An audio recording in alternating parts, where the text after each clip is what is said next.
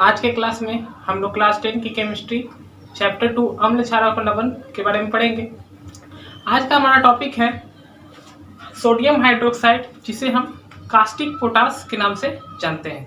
तो आज हम लोग इसके बारे में जानेंगे कि इसे कैसे बनाया जाता है और इसका क्या क्या यूज है। तो सोडियम हाइड्रोक्साइड, जिसे हम लोग कास्टिक पोटास कहते हैं, इस सोडियम हाइड्रोक्साइड का सूत्र होता है NaOH, ठीक है। और इसे क्लोर एल्कली विधि के द्वारा बनाया जाता है। यानी जब हमें सोडियम हाइड्रोक्साइड बनाना है तो इसके लिए क्लोर एल्कली मेथड एक विधि है जिसके द्वारा हम इसे बना सकते हैं। अब इस क्लोर एल्कली विधि में हम लोग इसे कैसे तैयार करेंगे? इसे तैयार करने के लिए हम लोग को सोडियम क्लोराइड के जलीय विलयन, सोडियम क्लोराइड, जैसे कि हम लोग सोडियम क्लोराइड के बारे में पढ़ चुके हैं, तो सोडियम क्लोराइड के जलीय विलयन में का जब हम विद्युत अपघटन कराएंगे तो उसके परिणाम स्वरूप हमें सोडियम हाइड्रोक्साइड प्राप्त हो जाएगा। यानी सोडियम क्लोराइड का जलीय विलयन का जब हम विद्युत अपघटन करवाएंगे तो उससे हमें सोडियम हाइड्रोक्साइड प्राप्त होगा।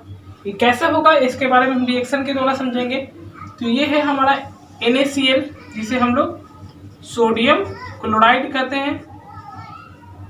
तो इस सोडियम क्लोराइड का हम जलीय विलयन को क्या किए? विद्युत अपघटन कराएं। तो इसका जब विद्युत अपघटन कराया गया तो ये 2Na के साथ यहाँ से OH जो है वो इसके साथ आ गया, तो ये 2NaOH और ये सोडियम हाइड्रोक्साइड हमारा बना देता है। यहाँ से 2 हाइड्रोजन और ऑक्सीजन जो है इसके साथ कंबाइन हो जाता है, तो इस प्रकार से ये हमारा सोडियम हाइड्रोक्साइड बन जाता है।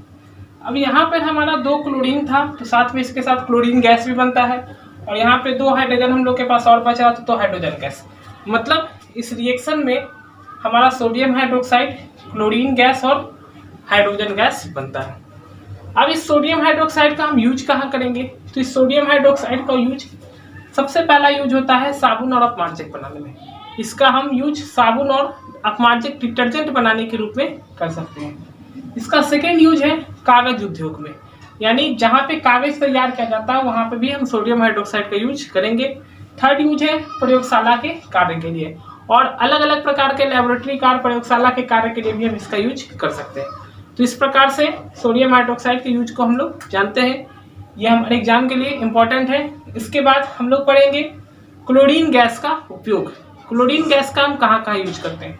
तो सबसे पहला यूज है कागज और कपड़ा को विरंजित करने में, यानी कागज और कपड़ा का जो रंग होता है उस रंग को हटाने के लिए हम क्लोरीन गैस का यूज करते हैं। सेकेंड है पेयजल को शुद्ध करने में, पीने के पानी को शुद्ध करने के लिए हम क्लोरीन गैस का यूज करके उसे शुद्ध कर सकते हैं। थर्ड है ब्लीचिंग पाउडर बनाने में, साथ में क्लोरीन गैस का यूज ब्लीचिंग पाउडर बनाने के लिए भी किया जाता है। इसके बाद है हम लोग का रिएक्शन के बाद जो हाइड्रोजन गैस बना था, इसका हम क्या यूज कर सकते हैं? तो सबसे पहला यूज है हाइड्रोजन गैस का। इसका यूज वनस्पति तेल से हाइड्रोजनीकरण प्रक्रिया द्वारा वनस्पति घी बनाने में किया जाता है।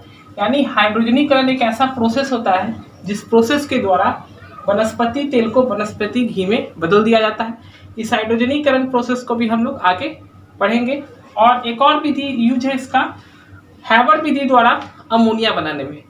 तो एक हैबर विधि भी एक प्रक्रिया होती है जिसके द्वारा अमोनिया तैयार किया जाता है, तो इसके निर्माण में भी इस हाइड्रोजन गैस का यूज होता है। अब इसके बाद हम लोग विरंजक चूर्ण के बारे में पढ़ेंगे।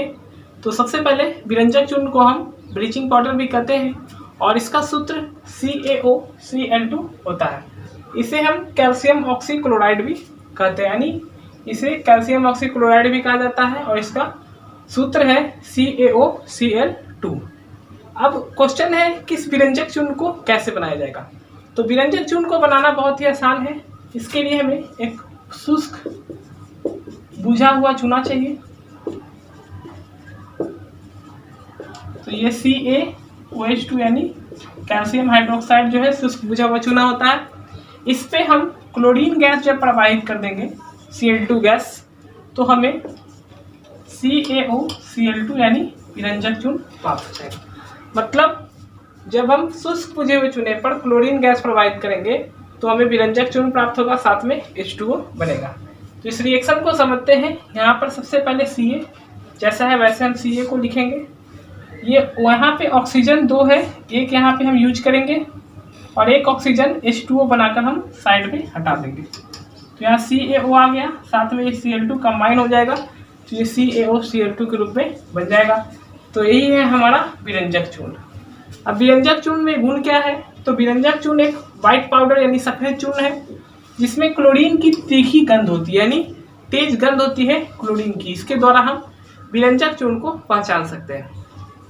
अब इस विरंजक चूर्ण का उपयोग कहाँ होता है? तो विरंजक चूर्ण का हम सबसे पहला यूज करते हैं कागज और कपड़ा उद्योग में, यानी कागज और कपड़ा के फैक्ट्री में इसका हम यूज कर सकते हैं। सेकेंड है कीटाणुनाशक के रूप में, इसका यूज कीटाणुनाशक के रूप में छिड़काव के लिए भी किया जाता है।